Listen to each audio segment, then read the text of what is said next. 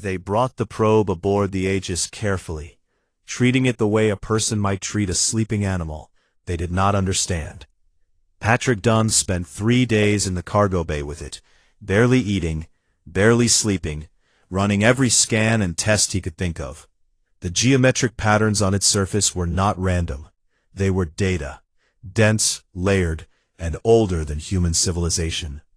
He cracked the outer layer on the second night. Inside, buried in a format that took him another 14 hours to decode, he found star maps. Hundreds of them. Coordinates for inhabited worlds scattered across the galaxy, like seeds thrown by a careless hand.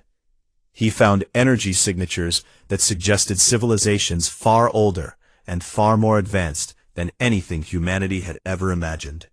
And, buried at the very bottom of the data core, wrapped in layers of encryption that seemed designed to be opened only when someone was smart enough to find it, he found a message.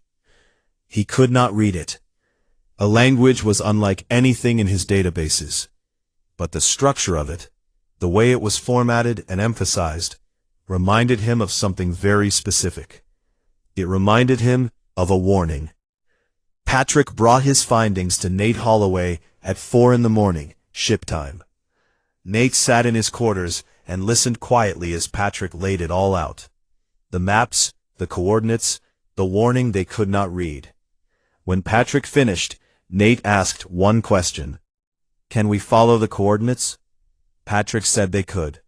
The nearest set of coordinates pointed to a system called Fessori, roughly 12 light-years away. A short jump as these things went. Then he called Grace Whitfield to the bridge and told her to set a course. Grace raised an eyebrow but did not argue. She had learned a long time ago that when Nate Holloway made a decision quietly, it was usually the right one. The Aegis jumped to Thessari and found that they were expected. A fleet of 7 warships hung in formation around the system's 4th planet. They were elegant in a way that human ships were not. All smooth curves and flowing lines, like sculptures made of silver and light.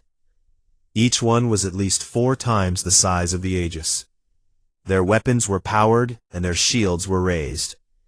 Grace's hands moved across her controls with practiced calm. "Well," she said, "they don't look happy to see us." A communication signal hit the Aegis before Nate could respond. It took Patrick only a few minutes to run it through his translation software, which surprised him. The probe's data core had contained enough linguistic fragments to build a rough bridge between the alien language and English. The message was short and direct. "Unknown vessel, you have entered Kirathani sovereign space. Identify yourselves and state your intentions. You will not be warned again." Nate opened a channel and spoke clearly. "This is Commander Nate Holloway of the human vessel Aegis. We come from the planet Earth. We found one of your observation probes in the Alpha Centauri system, and we followed its coordinates here. We are not armed for war. We are explorers. We come in peace." There was a long silence. Then a new voice came through, deeper and slower than the first. "Did you say humans? From the 3rd planet of the Yellow Star?" "Yes." Another silence. This one lasted much longer. When the voice returned, it carried something that Nate could not quite identify. It took him a moment to realize it was disbelief mixed with something very close to fear. "Hold your position. Do not move. Do not power any systems. We are escorting you to Valenthor." The Kirathani were reptilian in appearance, tall and lean, with scaled skin that shifted between shades of blue and gray. Their commander, Fleet Warden Sorval, came aboard the Aegis personally. He was enormous by human standards, nearly 8 feet tall, with eyes like polished amber and a bearing that suggested a lifetime of command.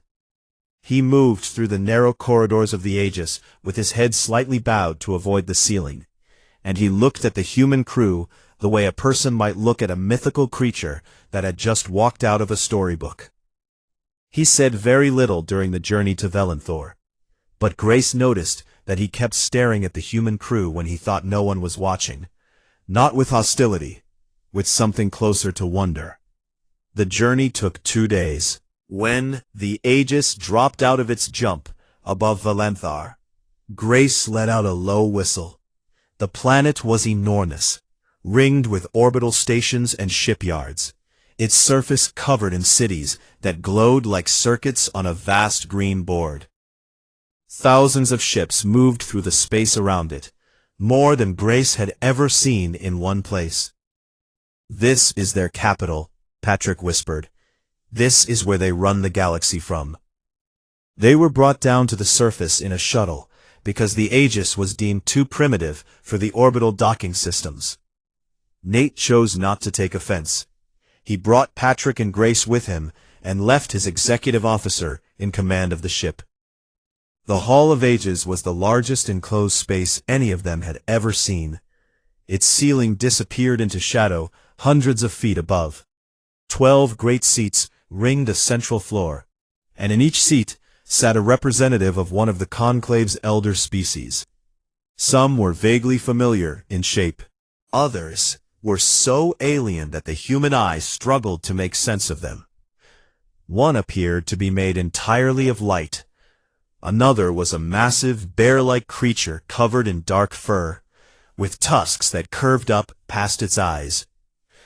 Nate Holloway stood in the center of that floor, a small figure in a dark blue uniform, and he looked up at the 12 most powerful beings in the galaxy. His heart was hammering in his chest, his palms were damp, but his voice was steady when he spoke. He told them about Earth. He did not make it sound grand or noble. He told them about the wars, the famines, the centuries of cruelty and ignorance. He told them about the plagues they had survived and the ones they had caused.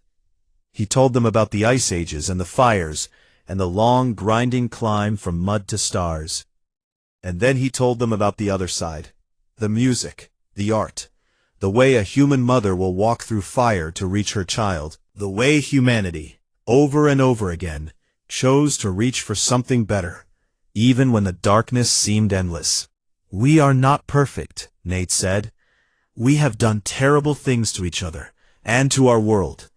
But we are here.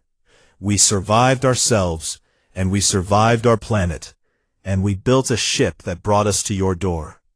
We did not come for conquest. We did not come for war. We came because we looked up at the stars our entire lives and wondered if anyone was looking back." The hall was silent for a long time after he finished. The massive bear-like creature, a Draven war chief named Gorath, leaned forward in his seat and growled something that Patrick's translator rendered as pretty words from a species that still kills its own kind over lines drawn in dirt. Nate met the alien's gaze without flinching. "You are right. We do. And we are trying to be better. That is all we can offer." High Archivist Zelru watched from his seat and said nothing. He studied the human the way he studied the tablet, looking for meaning beneath the surface. The prophecy said the unbroken would be a horror. But looking at this small, nervous, brave creature standing alone before 12 civilizations that could destroy his entire species without effort, Zelru did not see horror. He saw something that defied every model of species development in his archives. He saw a being that knew it was afraid and chose to stand there anyway. That, Zelru realized, was what made them dangerous. Not their weapons, not their ships, their refusal to be stopped by their own limitations. The conclave voted after 3 days of debate. Humanity would be permitted to exist in a small corridor of space, roughly 40 light-years across. They would be watched, they would be restricted, and they would be studied, the way one might study a fire that could warm a house or burn it to the ground. Nate accepted the terms with grace. He shook hands with Fleet Warden Sorval, who held the human's small hand in his massive clawed grip, and looked down at him with an expression that was equal parts respect and unease. On the shuttle back to the Aegis, Grace leaned close to Patrick and spoke quietly. "They are afraid of us. Every single one of them. Did you see it?" Patrick nodded. I saw it. Good, Grace said, settling back in her seat. That means they are paying attention.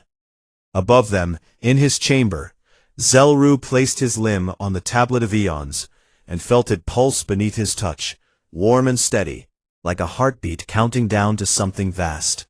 5 years passed, and humanity did what the Conclave least expected. It behaved.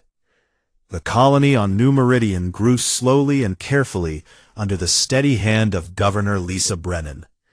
She was 53 years old, a former crisis negotiator who had spent 2 decades talking armed people into putting down their weapons. She had a round face, tired eyes, and a voice that could calm a room just by existing in it. She was not flashy, she was not loud, but she had a spine made of something that did not bend, and the colonists trusted her completely. New Meridian was not a beautiful world. It was rocky and dry, with thin air and stubborn red dust that got into everything. But the humans made it work the way they always made things work, through a combination of cleverness, stubbornness, and the kind of grinding daily effort that no one writes songs about. They built greenhouses, they dug wells. They constructed a small but functional spaceport, and began trading with the handful of Conclave species willing to do business with the galaxy's newest and most controversial residents. The Olanthe were the first to reach out. They were an aquatic species, graceful and gentle, with translucent skin and large dark eyes that made them look perpetually thoughtful. Their homeworld, Rethon Prime, was almost entirely ocean, and their civilization was built in vast underwater cities that glowed like jewels beneath the waves. The Olanthe had no military to speak of. They were scholars, healers, and artists. They had survived for 60,000 years by being useful to everyone and threatening to no one. They were fascinated by humans. They found human music strange and wonderful. They loved human food, particularly anything with citrus, which did not exist on their world. And they were endlessly curious about the human habit of laughing, which no other species in the Conclave did in quite the same way. A small Olanthe delegation visited New Meridian and spent 3 weeks living among the colonists. They attended a barbecue, watched a football game, and sat in on a kindergarten class where a 5-year-old girl tried to teach one of them how to draw a cat. The Olanthe ambassador reported back to the Conclave that humans were, in her words, noisy, confusing, emotional, and deeply endearing. Not everyone agreed. The Draven watched from a distance and said nothing. The Mavari ran simulations and published papers. And out beyond the edge of known space, something old and hungry began to stir. The Vokari had no homeworld. They had consumed it long ago, stripped it down to the core, and moved on, the way they moved through everything. They were a horde species, nomadic and predatory, with dark chitinous bodies and too many limbs and mouths that split open in ways that haunted the dreams of every species that had encountered them. They traveled in massive fleets, descending on systems like a swarm of locusts, taking everything of value and leaving ruin behind. The Conclave had fought them before, pushing them back to the galactic rim at great cost. But the Vokari always returned. They were patient in the way that hunger is patient. This time, they came for Rethon. The first warning was a scream on every communication frequency, a burst of raw noise that the Olanthe monitoring stations picked up 3 hours before the Vokari fleet dropped out of faster-than-light travel above their world. There were over 2,000 ships, black and angular, bristling with weapons. They fell on Rethon Prime like a hammer. Their orbital stations were research platforms, not fortresses. The Vokari tore through them in minutes. Emergency signals went out across the galaxy, desperate and repeating. The Conclave responded. The Kirathani mobilized their fleet, with Fleet Warden Sorval personally leading 300 warships on a hard burn toward Rithon. Other species sent what they could. But the distances were vast, and the Volcari were already in orbit, already bombing the oceans, already dropping landing craft into the underwater cities, where 3 billion Olanthi civilians huddled in the dark and prayed to gods who did not answer. Sorval's fleet arrived and hit the Volcari from above. The battle was immediate and savage. The Kirathani were skilled warriors, disciplined and brave, but the Volcari outnumbered them badly and fought with the mindless ferocity of creatures that knew nothing but consumption. Within 2 hours, Sorval had lost a third of his ships. His fleet was being pushed back. The Volcari siege held firm. Sorval sent a message on every channel he could reach. It was not a formal request. It was not routed through diplomatic channels. It was the raw, unfiltered voice of a commander watching a world die. Rithon is falling. If anyone can hear this, we need help. We need it now. Admiral Nate Holloway heard it aboard the Aegis II, 41 light-years away in the human corridor. He was alone in his ready room when the message came through. He played it twice. Then he sat in silence for a full minute, staring at the wall. He did not have permission to leave human space. The Conclave had been very clear about that. The corridor was a cage, even if they called it a courtesy, and leaving it would be a violation of every agreement humanity had signed. It could mean sanctions. It could mean war. Nate called his senior officers to the bridge.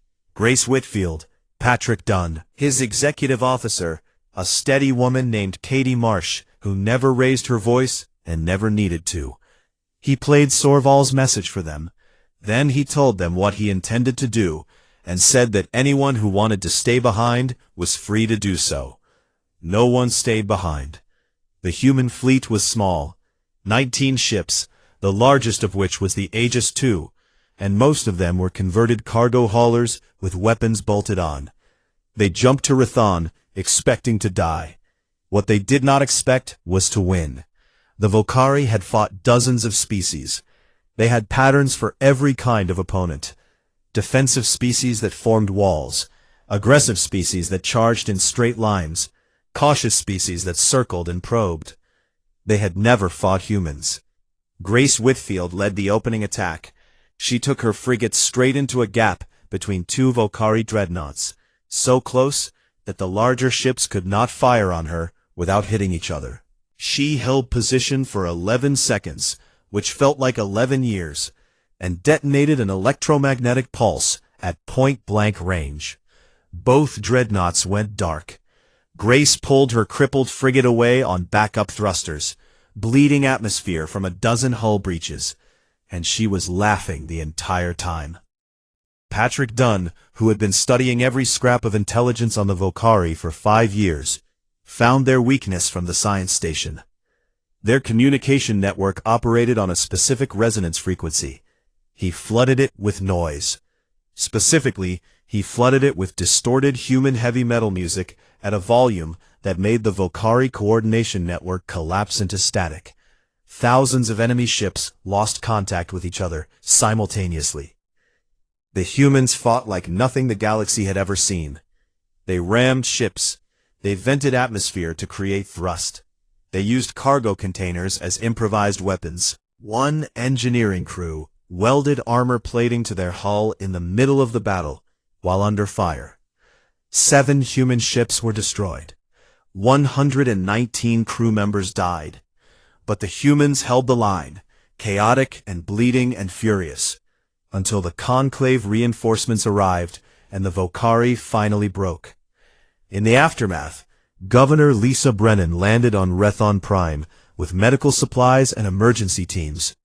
She worked beside Olanthe rescue crews for 3 days straight, pulling survivors from crushed habitats and treating the wounded with human field medicine that was crude by galactic standards, but effective. She did not sleep. She barely ate.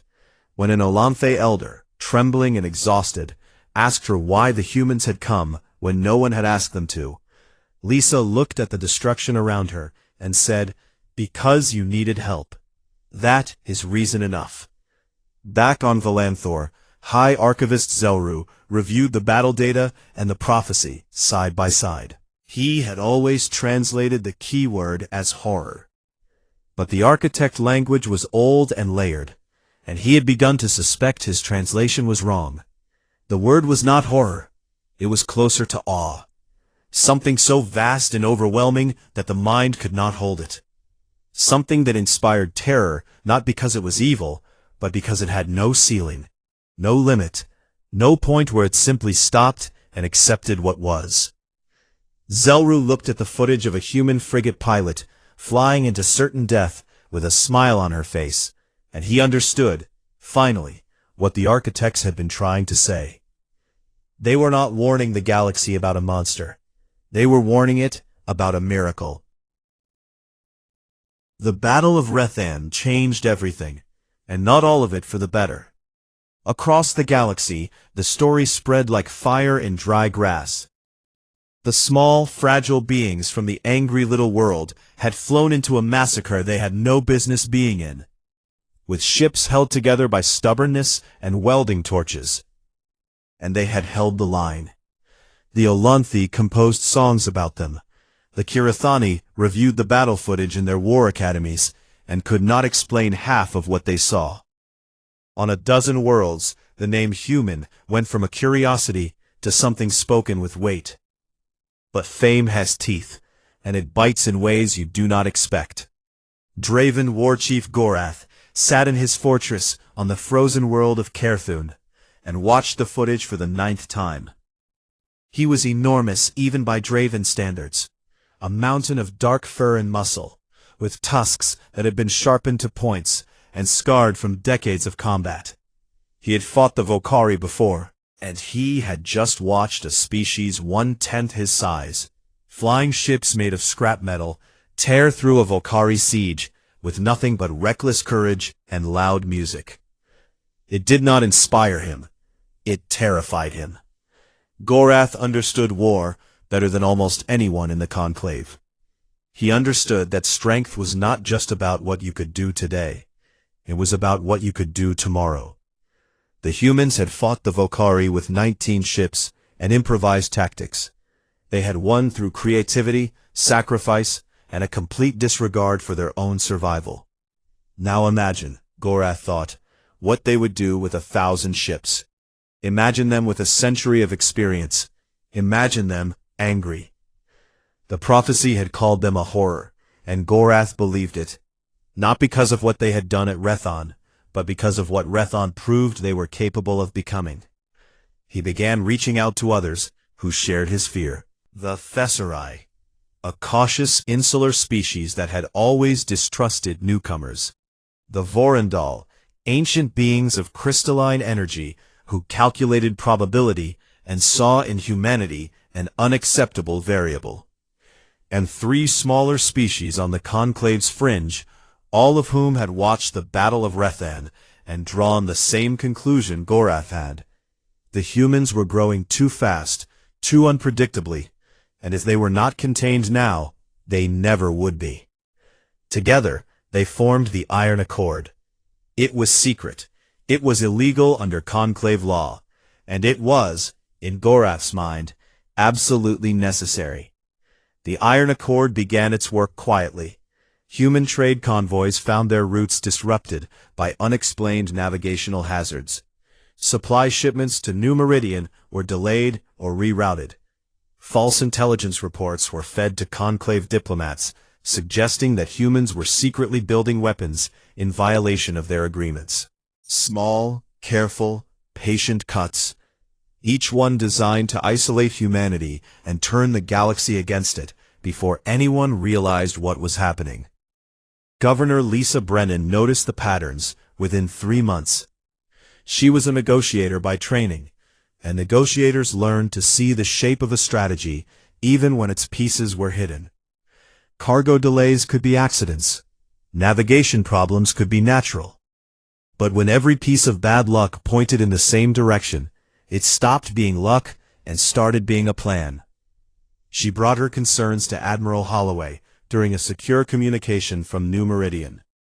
Nate listened carefully, his face unreadable on the screen. When she finished, he asked if she had proof. "Not yet," Lisa said, "but the pattern is there. Someone is squeezing us, Nate. Slowly and carefully, but they are squeezing." Nate assigned his intelligence officer to the problem. Lieutenant Commander Danny Soto was 38 years old, quiet in the way that water is quiet before it finds a crack and pours through. He had a narrow face, dark eyes, and a mind that worked like a machine, designed to find connections between things that did not want to be connected. Before joining the fleet, he had spent a decade in counterintelligence on Earth, dismantling networks that did not want to be dismantled. He was very good at his job. Danny spent 4 months pulling threads. He traced the navigation disruptions to a set of signal buoys that had been subtly reprogrammed. He tracked the false intelligence reports to a data relay that had been compromised from the inside. And finally, following a trail of encrypted communications that someone had been very careful to hide, he found a Draven listening post tucked inside an asteroid belt just outside the human corridor. The listening post was not just monitoring human activity. It was actively interfering with it, jamming communications, spoofing sensor data, and feeding manipulated information to the Conclave's intelligence networks. Danny compiled his evidence and brought it to Holloway. Nate took the evidence to the Conclave. The reaction was explosive. The Kirathani demanded an investigation. The Olanthi expressed formal outrage. Gorath denied everything, but the evidence was thorough and the damage was done. The Iron Accord was exposed, and for a brief, dangerous moment, the Conclave itself threatened to fracture along the lines that Gorath had drawn. But before the political crisis could resolve, something far worse arrived. The Vokari returned. Not as raiders this time, not as a scattered horde looking for easy prey. The Grand Swarm, a fleet of over 10,000 warships, emerged from the darkness at the galactic rim, and began moving inward with a speed and coordination that the Vokari had never displayed before. Their target was not a colony or a resource world.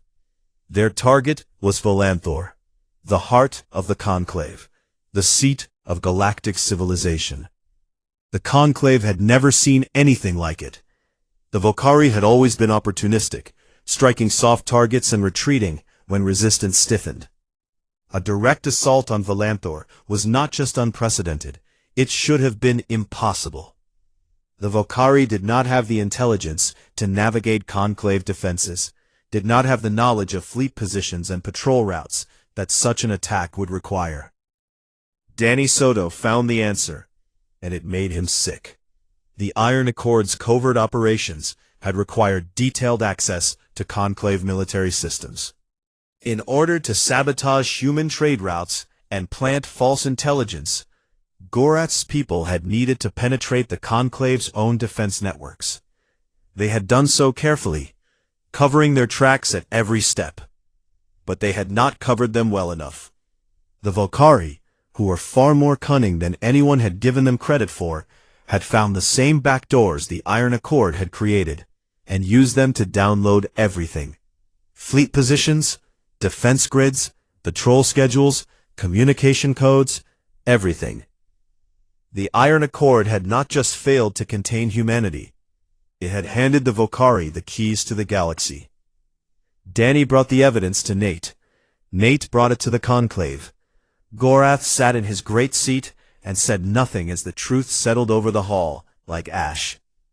High Archivist Zelru rose from his place and did something he had never done in 3 centuries of service. He read the final lines of the prophecy aloud, his reedy voice carrying through the vast and silent hall. When the darkness comes for the heart of all that lives, the unbroken will stand where others fall. They will carry the light, not because they are pure, but because they have walked through their own darkness and chosen to burn anyway. They will not be asked. They will not be commanded. They will simply come, because that is what they are. The hall was silent. Every eye, every sensor, every organ of perception turned toward the observer's gallery, where Admiral Nate Holloway stood, with his arms folded across his chest. He was not a large man. He was not an imposing man. But in that moment, standing in the silence of 12 civilizations, waiting for an answer, he looked like exactly what the architects had described. He did not smile. He did not make a speech. He simply looked at Zelru and nodded once, a short, sharp movement that said everything words could not. We are here. We are coming, and we do not quit. Grace Whitfield, standing beside him, allowed herself a small, fierce grin. Patrick Dunn closed his eyes and took a deep breath. Katie Marsh checked her datapad and began calculating fleet readiness. Danny Soto looked at the data scrolling across his screen. 10,000 Vokari warships bearing down on the place where civilization kept its heart, and he thought about the 19 ships they had taken to Rethon. He thought about the 119 people they had lost. He thought about what the next battle would cost. Then he straightened his shoulders and got back to work. There was planning to do. There was always planning to do. You saw the impossible thing in front of you. You felt the fear in your chest. And then you sat down and started figuring out how to beat it. Across the galaxy, the Grand Swarm moved closer. And on Valanthor, for the first time in 90,000 years, the Conclave looked to someone else for hope. The Grand Swarm crossed the Polarian expanse in 6 days. It consumed 2 uninhabited systems along the way, stripping moons and asteroids for fuel and raw material, growing as it moved. By the time it entered the outer reaches of Conclave territory, long-range sensors counted over 11,000 ships, the largest Vokari fleet ever assembled, a living wall of black metal and hunger, stretching across 3 light minutes of space, moving with a coordination that should have been impossible for a species the galaxy had always dismissed as mindless predators. The Conclave mustered everything it had. 6,000 warships from 8 species gathered above Valanthor, in the largest defensive fleet in recorded history. The Kirisani brought their finest. The Draven, shamed by the Iron Accord's failure and desperate to prove their loyalty, the Olanthi sent medical ships and support vessels, every one of them crewed by volunteers who knew they were flying toward death. It was not enough. Every simulation, every projection, every calculation said the same thing. 6,000 ships could not hold against 11,000. The numbers did not work. The Conclave fleet could delay the swarm, perhaps for hours, perhaps for a day. But eventually, the wave would break through, and Valanthor would fall, and 90,000 years of civilization would end in fire. Admiral Nate Holloway stood on the bridge of the Aegis II and looked at those numbers on his tactical display. 140 human ships had answered the call. It was every combat-capable vessel humanity possessed. Destroyers, frigates, converted haulers, mining ships with guns welded to their hulls. Some of them were crewed by people who had never seen combat. All of them were crewed by people who had volunteered. Nate opened a channel to the combined fleet. He did not give a rousing speech. He had never been good at those. He spoke the way he always spoke, plainly and without decoration. This is Admiral Holloway. Most of you do not know me, and many of you do not trust my species. I understand that. We are new here, and we have not earned much yet. But I am asking you to trust me today, because I have a plan, and it is going to look insane. He laid it out. The Conclave fleet would engage the swarm's outer wings, drawing its attention and spreading its formation. The human fleet would do something that no Conclave tactician would consider rational. They would drive straight into the center of the swarm and target the command ships, a spear through the heart. Fleet Warden Sorval's voice came back on the channel, heavy with doubt. Admiral, that is a corridor of concentrated fire. Your fleet will be destroyed before it reaches the center. Grace Whitfield, now captain of her own destroyer squadron, responded before Nate could. Fleet Warden, we appreciate the concern. But getting destroyed on the way to doing something impossible is sort of our whole thing. There was a pause. Then Sorval made a sound that Patrick Dunn's translator identified as a Kirathani laugh. It was the first time anyone on the human fleet had heard one. The swarm arrived on a Tuesday, not that anyone was counting. The sky above Valanthor filled with black shapes, thousands of them pouring out of faster-than-light travel like a wound opening in space. The Conclave fleet moved to intercept, and the battle began. It was chaos from the first second. The Volcari did not fight with finesse. They fought with mass, with numbers, with the crushing weight of a species that had learned to overwhelm everything in its path. The Conclave fleet met them head-on, and the space between the two forces became a storm of energy weapons, debris, and burning hulls. The human fleet punched through the gap. Nate Holloway watched his tactical display and called out targets with the calm precision of a man who had made peace with what this day might cost. Beside him, Katie Marsh managed fleet communications, her voice steady as she relayed orders to every human ship.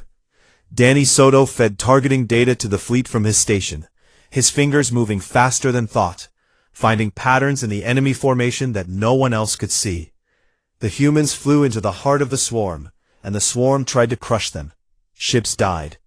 The frigate Clearwater was torn apart in the first 3 minutes, all hands lost. The destroyer Palehorse took a direct hit to its engine section and kept fighting on backup power for another 20 minutes before a second hit broke it in half. The converted hauler, Little Sister, rammed a Volcari cruiser twice its size, and both ships vanished in a bloom of white light. Grace Whitfield led her squadron through a corridor of fire that would have killed anyone else. She flew the way she had always flown, by instinct and fury, and a bone-deep refusal to accept that physics had the final say. Her ship took hit after hit. Her shields failed. Her port engine was gone. She flew on one engine, through a formation of Volcari interceptors, weaving between their fire with moves that her flight recorder would later show were technically impossible.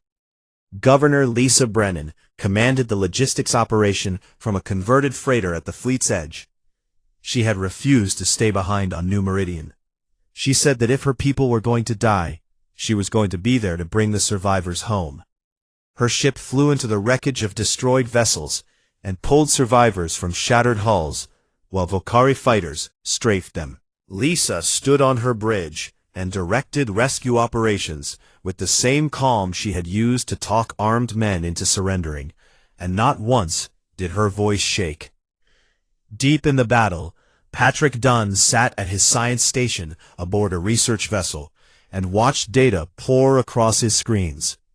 He had spent years studying the Volcari, and now, in the middle of the largest battle in galactic history, he saw something. The Volcari fleet moved too well. Individual Volcari ships were not smart enough for this level of coordination. Something was connecting them, thinking for them, binding them into a single organism. He found it. A neural network, biological in nature, linking every ship in the Grand Swarm to a single command mind buried in the largest vessel at the fleet's center. The command mind was the brain of the swarm. Without it, the fleet was just 10,000 ships with no direction and no purpose. Patrick transmitted his findings to the Aegis II. Nate received them, read them once, and made the call. All ships, converge on the command vessel. Everything we have, now. The human fleet turned as one and drove toward the center. 47 ships were destroyed in the push. Hundreds of people died in the space of minutes, their names scrolling across Katie Marsh's screen, too fast to read. But the rest kept going, burning through the Volcari formation with a fury that nothing in the galaxy had ever seen. Grace Whitfield reached the command vessel first. It was massive, a dark mountain of chitin and metal, pulsing with the bioelectric signals of the mind inside it. Her ship was barely holding together. She had no shields, one engine, and enough weapons power for a single shot. She drove her destroyer straight at the command vessel's core, fired everything she had at point-blank range, and pulled away so hard that the G-forces cracked 3 of her ribs. The command mind died.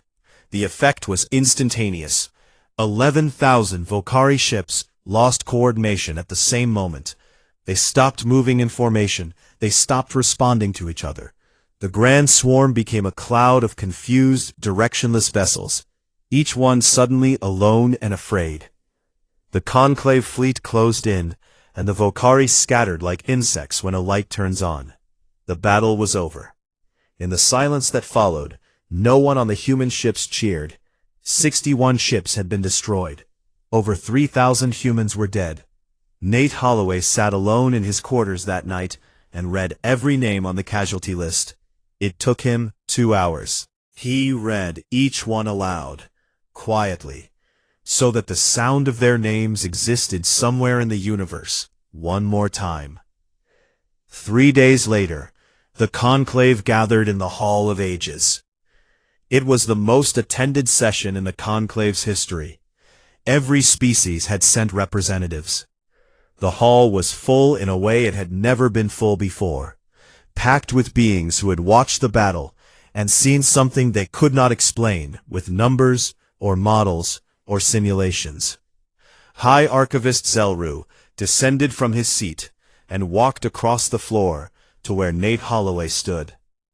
The old Mivari looked at the human for a long time, his compound eyes shifting through spectrums of light. Then he asked the question that had haunted the conclave since the prophecy was first carved into stone. What are you? Nate looked at him.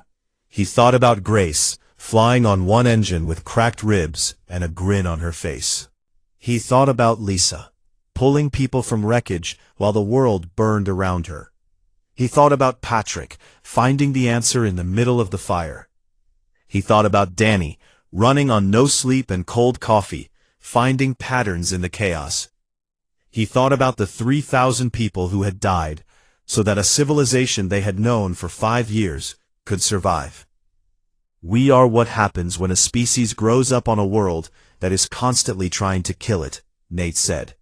We starve, and we learn to farm. We freeze, and we learn to build fire. We fight each other, and we learn, slowly and painfully, to choose something better. We are not the strongest.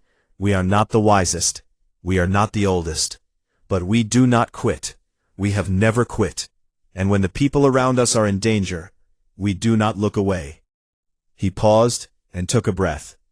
You called us a horror. Maybe we are. But we are the kind of horror that runs toward the fire, not away from it.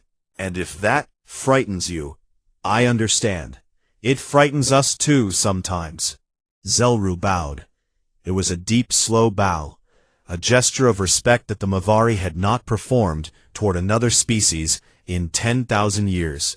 One by one, the other representatives in the hall did the same.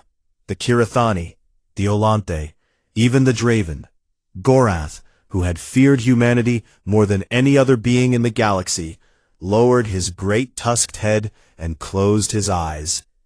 The conclave voted unanimously to grant humanity full membership and a permanent seat among the elder races. That night, in the crystal chamber beneath the Hall of Ages, the Tablet of Eons pulsed with light one final time. A new line appeared on its surface, carved by no hand, written in the language of the architects, who had seeded the galaxy with life, and then vanished into the dark. Zelru stood before it and read the words, and for the first time in his 300-year life, he wept. A line read, "They arrived as we hoped they would, not as conquerors, not as gods, but as the stubborn, burning answer to the darkness, the unbroken, the humans." Above the chamber, through miles of stone and crystal, the stars turned slowly in the black. And somewhere among them, On battered ships held together by will and welding wire, the humans began the long journey home. They carried their dead with them. They always carried their dead with them. It was the human way. You did not leave anyone behind, not ever. And the galaxy, old and vast and full of wonders, made room. On the ancient world of Velenthor, where the sky burned orange, and the mountains were older than most stars, the Galactic Conclave had ruled for 90,000 years. 12 species sat at the great table in the Hall of Ages. They had built empires, tamed black holes, and mapped the edges of the known universe.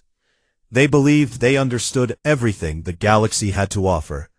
They were wrong. Deep beneath the Hall of Ages, in a chamber carved from living crystal, there sat a relic called the Tablet of Eons. It was not beautiful. It was a rough slab of dark stone, threaded with veins of light that pulsed like a slow heartbeat. No one knew exactly how old it was. The best estimates placed it at somewhere around 4 million years, carved by the hands of the architects, a precursor race that had seeded the galaxy with life, and then vanished without explanation. They left behind ruins, dead machines, and the tablet. Most of the conclave treated the architects the way humans might treat a fairy tale.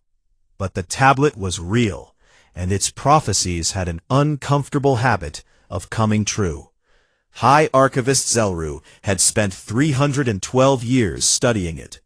He was Mavari, a tall insectoid being with 6 limbs and compound eyes that could see in spectrums most species could not imagine. His carapace was dark green and cracked with age. His voice sounded like wind passing through dry reeds. He was patient the way only someone with centuries of life could be patient, and he had watched prophecy after prophecy come to pass. The fall of the Draelith Empire, the supernova of the twin suns, the great silence of the Hollow Nebula. Each one had been written on the tablet long before it happened, and each one had unfolded exactly as described. But there was one prophecy left, the final one, and it was the one that kept Zelru awake during the long Velenthor nights. It spoke of a species born on a small and angry world, a planet of fire and ice and water that could not seem to make up its mind. The world orbited an ordinary yellow star in an unremarkable arm of the galaxy. The species that crawled out of its mud and learned to walk upright would be, according to the tablet, the most dangerous thing the galaxy had ever produced. The architects called them the Unbroken. The prophecy described them in terms that made no sense to Zelru, no matter how many times he read them. They were fragile, but could not be destroyed. They were short-lived, but left marks that lasted forever. They were capable of love so deep it could reshape worlds, and violence so terrible it could end them. They fought each other constantly, and yet when faced with something greater than themselves, they came together with a unity that no other species could match. The final line of the prophecy was the one that troubled the conclave most. It said simply, "When the Unbroken reach the stars, the galaxy will never be the same." It did not say whether this would be a good thing or a bad thing. The architects, it seemed, had not known either. Zelru tried not to think about it too often. The prophecy had waited millions of years. Surely it could wait a little longer. It could not. 47,000 light-years away, on the small and angry world the tablet described, the year was 2187. Humanity had done what it always did. It had struggled, suffered, nearly destroyed itself more than once, and then kept going. They had walked on their moon. They had turned the deserts green, and cleaned the oceans, and fought 100 wars, and made 1,000 mistakes, and never, not once, given up. And now, they had built a ship that could break the wall of light. The deep space vessel, Aegis, sat in orbit above Earth, gleaming white against the black. It was not a large ship by the standards it would later be measured against. It carried a crew of 63, and was powered by a drive that its own engineers, did not fully understand. But it worked. In theory, it could carry them to another star in a matter of days instead of centuries. Commander Nate Holloway stood on the bridge and looked at the blue curve of Earth through the forward window. He was 46 years old, with a square jaw and steady gray eyes, and the kind of quiet confidence that made people trust him without knowing exactly why. He came from a family that had served in one navy or another for 5 generations. He had been chosen to command the Aegis, not because he was the boldest or the most brilliant, but because he was the most steady. The kind of man who would not panic when the universe threw something unexpected at him. Beside him stood Lieutenant Grace Whitfield, his chief pilot. She was 31, lean and sharp-featured, with dark hair cut short and a grin that appeared at exactly the wrong moments. She had grown up in the mountains of Colorado and had been flying since she was 15. She had a reputation for getting through situations that should have killed her, and she treated every flight like a personal argument with physics that she intended to win. At the science station sat Dr. Patrick Dunn, the ship's chief science officer and xenobiologist. He was a tall, thin man with kind eyes and a habit of talking to himself when he was thinking. He had spent 20 years preparing for the possibility that humanity was not alone in the universe.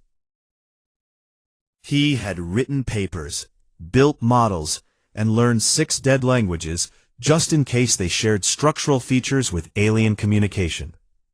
His colleagues thought he was brilliant. His ex-wife thought he was obsessed. Both were correct. The Aegis jumped. The stars stretched into lines, and then into nothing, and then snapped back into points of light that were not the same points of light they had left behind. They were in the Alpha Centauri system. It had taken 11 seconds. Grace let out a breath she did not realize she had been holding. Patrick began scanning immediately, his instruments sweeping the system with careful precision. Nate stood very still, and let the moment wash over him. Humanity had just taken its first step into a much larger world. Patrick found it within the hour. It was small, roughly the size of a car, and it was floating in a stable orbit around the system's second planet. It was clearly not natural. Its surface was covered in geometric patterns that pulsed with faint light, and it was made of materials that did not exist on the periodic table. It was a probe, an alien probe, and based on the decay patterns of its power source, Patrick estimated it had been sitting there, watching Earth from a distance of 4 light-years for at least 10,000 years. Nate stared at the image on his screen for a long time. Then he looked at Patrick. "Someone has been watching us." Patrick nodded slowly, for a very long time. Grace leaned back in her chair and crossed her arms. "So the question is, do we knock on their door, or do we wait for them to knock on ours?" Nate did not answer right away. He looked at the probe on the screen, at the ancient geometric patterns on its surface, and he felt something shift in the air around him. Not danger exactly. The feeling that they had just stepped into a story that had been waiting for them long before they were born. 47,000 light-years away, in the crystal chamber beneath the Hall of Ages, the tablet of eons pulsed. A new vein of light crept across its surface, for the first time in recorded history. High Archivist Zelru placed one trembling limb on the stone and felt the warmth of it, ancient and alive. The probe had sent its signal. The Unbroken had found it. The final prophecy had begun. Zelru closed his compound eyes and stood in the silence of the chamber, listening to the hum of the stone beneath his touch. He had studied this moment for 3 centuries. He had imagined it 1,000 times. And now that it was here, he realized that no amount of preparation could have readied him for the simple, overwhelming weight of it. Somewhere out there, in the vast and uncaring dark, a small and stubborn species had just learned that the universe was not empty. And the universe, whether it was ready or not, was about to learn the same thing about them.